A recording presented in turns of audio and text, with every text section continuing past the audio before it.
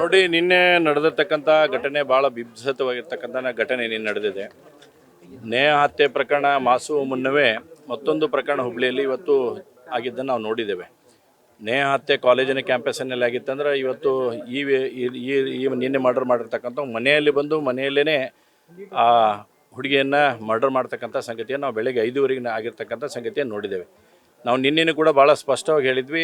ಯಾವಾಗ ಅಜ್ಜಿ ಮತ್ತು ಅವರ ತಂಗಿ ಪೊಲೀಸ್ ಸ್ಟೇಷನ್ಗೆ ಹೋಗಿ ಅವ್ರು ಹೇಳಿ ಬಂದಿದ್ದರು, ನಮಗೆ ಈ ಥರ ಧಮಕಿ ಬರ್ತಾವೆ ಅಂತ ಹೇಳಿದಾಗೂ ಕೂಡ ಇವತ್ತು ಪೊಲೀಸರ ನಿರ್ಲಕ್ಷ್ಯಕ್ಕೆ ಕಾರಣವಾಗಿ ಈ ಸಮಸ್ಯೆ ಉದ್ಭವ ಆಯಿತು.